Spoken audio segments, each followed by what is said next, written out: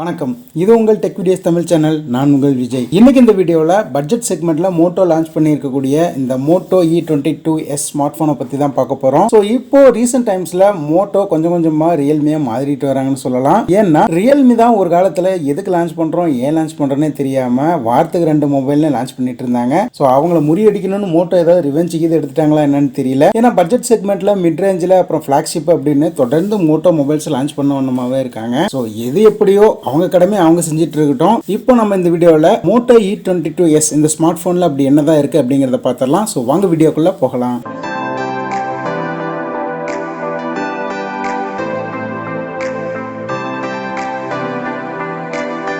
மொபைலோட பாக்ஸ் இதுதான். ஸோ பாக்ஸை ஓப்பன் பண்ணோம்னா நமக்கு முதல்ல மொபைல் தான் இருக்கு. மொபைலில் ஓரமாக வச்சுட்டு வேற என்னெல்லாம் இருக்குன்னு பார்த்தோம்னா சில பல யூசர் மேனுவல் கைட்ஸ் இருக்கு, அப்புறம் சிம் எஜெக்டட் டூல் இருக்கு, 10 வாட்கான சார்ஜிங் அடாப்டர் இருக்கு, அண்ட் கடைசியாக பார்த்தோம்னா டைப் சி கேபிளும் இங்கே கொடுத்துருக்காங்க. ஸோ மொபைலோட டிசைனை பொறுத்த வரைக்கும் ரைட் சைடில் பவர் பட்டன் தந்திருக்காங்க அண்ட் வால்யூம் ராக்கர் கீ இருக்கு. ஸோ இங்கே பவர் பட்டன் தான் நமக்கு ஃபிங்கர் பிரிண்ட் சென்சாராகவும் யூஸ் ஆகுது. அதாவது இந்த மொபைல் நமக்கு side mounted fingerprint sensor தான் கொடுத்துருக்காங்க. ஸோ லெஃப்ட் சைடில் பார்த்தோம்னா சிம் ட்ரே இருக்கு. இது ஒரு ட்ரிபிள் சிம் ஸ்லாட். இங்கே 2 சிம் போட்டுக்கலாம், அதோட ஒரு மைக்ரோ SD கார்டும் போட்டு யூஸ் பண்ணிக்கலாம். டாப்ல பார்த்தோம்னா 3.5mm கான ஆடியோ ஜாக் இருக்கு அண்ட் பாட்டம்ல பார்த்தோம்னா mic type C port and அதோட ஸ்பீக்கர் கிரில்லும் இங்க இருக்கு. ஸோ இங்க பேக் சைடுல பார்த்தோம்னா மேட் ஃபினிஷ்ல பார்க்க ரொம்பவே பளபளன்னு நல்லா தான் இருக்கு. அண்ட் இந்த மொபைல்ல எனக்கு ரொம்பவே பிடிச்ச விஷயம் என்னன்னு கேட்டோம்னா இந்த கேமரா பம்பர்னு கூட சொல்லலாம். ஏன்னா இதோட டிசைன் பார்த்தோம்னா சாம்சங்கோட கேலக்ஸி S22 மாதிரியான ஒரு ஃபிளாக்ஷிப் மொபைல்ல இருக்கக்கூடிய ஒரு டிசைன் இங்க கொடுத்துருக்காங்க. அதுவும் இந்த செக்மெண்ட்ல கொடுத்துருக்கிறது ரொம்பவே ஒரு நல்ல விஷயம் கூட இங்க சொல்லலாம். ஸோ அடுத்தது இங்கே டிஸ்பிளேக்கு வருவோம். இங்கே டிஸ்பிளேவை பொறுத்த வரைக்கும் 6.5 இன்ச்சுக்கான IPS LCD பேனல் கொடுத்துருக்காங்க.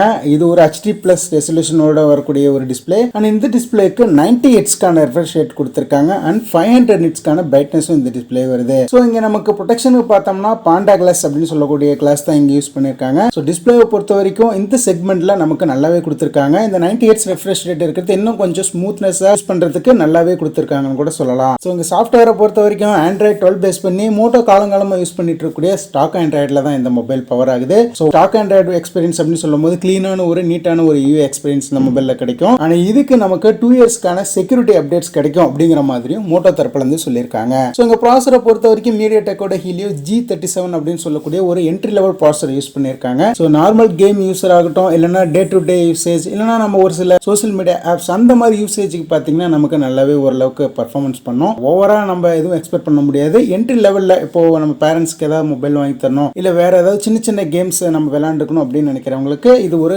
என்ட்ரி லெவல் ப்ராசஸில் நல்ல ப்ராசஸ்னே சொல்லலாம். ஸோ இங்கே ரைட் சைடில் கேமரா செட்டப்பை பொறுத்த வரைக்கும் 16 மெகா பிக்சலுக்கான பிரைமரி கேமரா கொடுத்துருக்காங்க. இது f2.2 அபெக்சர் லென்ஸோட வருது. அதுக்கப்புறமா ஒரு 2 மெகா பிக்சலுக்கான டெப்த் சென்சார் இங்கே கொடுத்துருக்காங்க. ஸோ ஃப்ரண்ட் சைடில் பார்த்தோம்னா 8 மெகா பிக்சலுக்கான செல்ஃபி கேமராவோட இந்த மொபைல் வருது. ஸோ இங்கே பேட்டரி கெப்பாசிட்டியை பொறுத்த வரைக்கும் 5000 mAh ஒரு பெரிய பேட்டரி கொடுத்துருக்காங்க. இது சப்போர்ட் பண்ணுறதுக்கு 10 வாட்கான ஃபாஸ்ட் சார்ஜிங் அடாப்டர் நமக்கு பாக்ஸ்லேயே ப்ரொவைட் பண்ணியிருக்காங்க. ஃபைனலாக எங்கள் ப்ரைஸிங்கை பொறுத்த வரைக்கும் 4GB RAM 64GB ஸ்டோரேஜ் கொண்ட வேரியண்ட்டை 8999 ரூபாய், கிட்டத்தட்ட 9000 ரூபாய் அப்படிங்கிற ப்ரைஸ் செக்மெண்ட்டுக்கு மோட்டோ இந்த மொபைலில் கொண்டு வந்திருக்காங்க.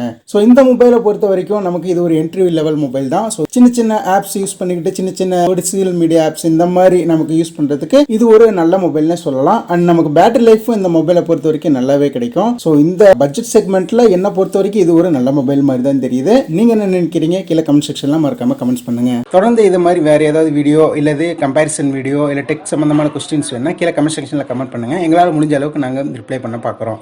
8 திக்கும் மொழிக்கிட்டம் தமிழ். நன்றி, வணக்கம்.